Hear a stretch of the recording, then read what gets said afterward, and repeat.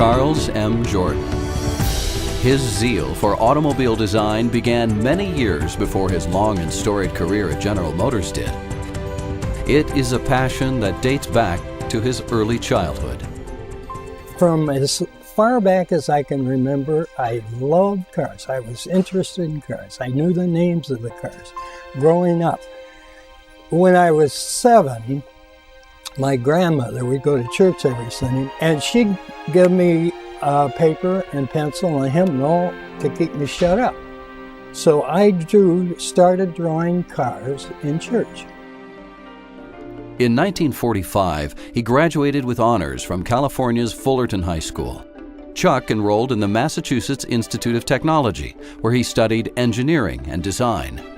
As a young man at MIT, his natural interest in automobile design prompted him to enter the General Motors Fisher Body Craftsman's Guild competition. His design won the top national award in 1947, a $4,000 scholarship. That wasn't as important as the next day when we visited GM Design. The administrative assistant to Harley Earl came to me and he said, "Listen, when you get out of college, you come here and you got a job." Now that was priceless. Upon his graduation from MIT in 1949, Chuck accepted that offer and joined GM Styling as a junior designer. He was initially assigned to GM's truck studio.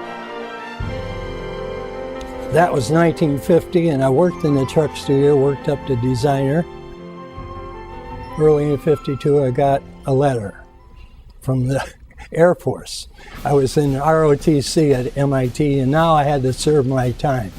I found an art department on the general staff, and we did charts for Congress. So here I was in an art department behind locked doors, and that's when I did a lot of the work on the new 55 Chevy truck.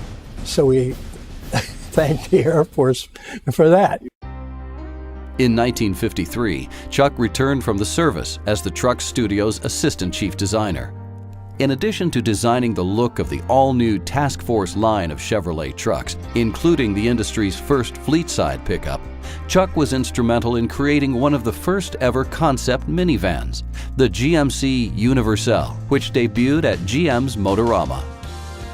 In October 1954, Harley Earl promoted Chuck to chief designer of a studio dedicated to GM's Euclid and Electromotive divisions. Here, he directed the design of an articulated twin diesel crawler tractor and the futuristic lightweight GM Aerotrain.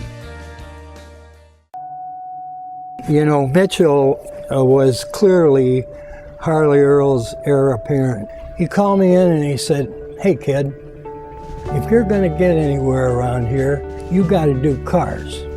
I said, "Okay, I'm ready." The next year, 1955, Chuck was moved into a special project studio where he led the design of the 1956 Buick Centurion Motorama show car. It has a basic shape that is my philosophy: smooth, developed surfaces, but whack. Every now and then you got an accent. That car had a clear plastic roof and had a television camera for a rearview mirror. Now that was, in those days, was Buck Rogers. In 1957, Chuck was promoted to chief designer of the Cadillac studio. He became responsible for the design of all production Cadillacs from 1960 to 1964, including one of his proudest moments, the 1963 Coupe de Ville. That was a big job. I remember the feeling. I thought, wow, here's the spot where Mitchell was at one point, Flowacki was, now I've got this. And I thought that for just a second, and then I thought, boy, I better get going. In 1962, Chuck was appointed Bill Mitchell's executive in charge of all exterior design studios, a position he held for the next 5 years. In this capacity, he assisted Mitchell in the development of many iconic designs: the 1962 Corvair Monza GT, the 1963 Corvette Stingray, the 1963 Buick Riviera, the 1966 Oldsmobile Toronado, and another of what he considered his finest achievements, the 1967 Cadillac Eldorado. It was the most exciting job I ever had. Mitchell had a knack. He could go in a studio and just chew out everybody and throw everything up in the air and then walk to the door and crack a joke and smile, and everybody was back going. I always respected Bill. I would do what he told me to do, but I was never afraid to tell him what I thought. The same year Chuck was promoted to head of all exterior design, he was featured in Life magazine's special Takeover Generation issue. They named him one of the 100 most important young men and women in the United States. Nice to be in that company, but the real advantage to me was people listened to me better after that magazine. In 1967, when Bill Mitchell recalled Claire McKeegan back from his leadership post at Opel Design in Germany, Chuck was given the opportunity to replace him. It was a challenge that he willingly accepted. Having the job at Opel, Director of Design, was great.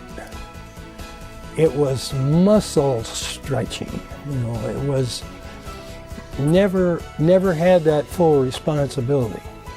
Finished the Opel GT production, did the Opel Manta, the Opel Commodore Record Commodore, which is a significant design, and CD show car. When he returned to Detroit in 1970, Chuck was named Bill Mitchell's second in command. At first, he was given responsibility for all exterior design of GM's upscale divisions, Buick, Cadillac, and Oldsmobile. Then, in 1972, his responsibilities transferred to Chevrolet, Pontiac, and commercial vehicles. It was in this capacity that Chuck became intimately involved in the 1973 Aero Vette and trend-setting 1977 Chevrolet Caprice, both of which he is particularly proud. When Bill Mitchell retired in 1977, the GM board named Irv Rybicki as his replacement to the top design post. Rybicki greatly respected the talent of Chuck Jordan and wisely maintained him as his director of design. In 1986, Chuck fulfilled his destiny to lead GM Design as vice president. Things were going to change. Creativity is going to be supreme. We're going to pay attention to distinctive images in the divisional cars, and we're going to look for leadership in design. I said, not only that, I want to bring back the elegance and the beauty in these cars, and we are going to have fun doing it. Chuck rejuvenated the creative spirit at the design staff. He empowered advanced design to explore new styling directions. He reasserted design's visionary role within the corporation by producing an advanced image car for each of GM's 5 divisions. These concepts became the basis for the Teamwork and Technology Show at the Waldorf Astoria Hotel in New York. Another of Chuck's favorite designs from this era was the Ultralight, a 1992 concept developed as a test bed for fuel economy, achieving 80 miles to the gallon on the highway. Beyond concept cars, Chuck's team created new products that became stars for General Motors. One of his crowning achievements as Vice President of Design was the 1992 Cadillac STS, a car that won mountains of accolades from the automotive community. For one of Chuck's most important contemporaries, Italian designer Sergio Pininfarina, it is the car that best symbolizes the Jordan era. The 92 Seville is elegant, exhibits the tradition of the best American design, but at the same time is international.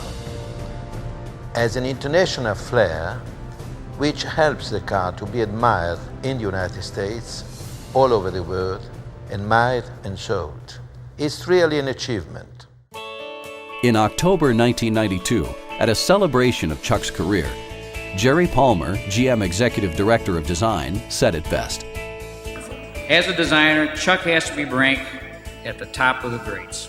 However, I don't know of many who have had more passion, dedication, perseverance for his first love, automotive design. Chuck makes things happen. It's as simple as that.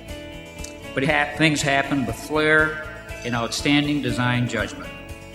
He's strictly hands-on designer with a tremendous amount of emotional commitment. He's never been afraid to reach into the unexplored and inspire us to reach beyond what we think is possible. And that's where his true creative leadership moves us forward. Even after his retirement from GM in 1992, Chuck never stopped spreading the virtues of good design. This was never more evident than in his enthusiasm for teaching young people how to design automobiles. Educating the next generation of designers was a constant throughout his life, having begun early on during his career at General Motors and never finishing until his last days. Charles M. Jordan. Chuck Jordan. He's been acknowledged by many for a lifetime of passion for design. He was inducted into the Automotive Hall of Fame while still at GM in 1990 and has received honorary degrees in automotive design from both Art Center in California and College of Creative Studies in Detroit. Charles M. Jordan has never been one to focus on the past, but looking in the rearview mirror of a lifetime of design passion, Chuck had this to say. The reward of this business is when you see one of your ideas coming down the street at you. There is nothing that will substitute for that.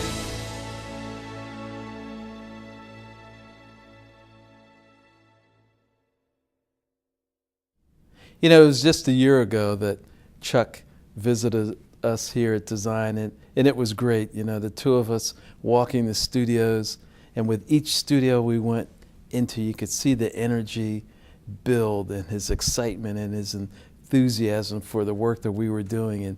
And in one studio in particular that we stopped in, you know, the designers gathered around, young designers, some were more mature designers, and they all had that same sparkle in their eyes as they listened to Chuck talk about design, talk about it in a very passionate way. And you know, that is what Chuck has always meant to me, is that enthusiasm, that excitement, that energy that he has for design.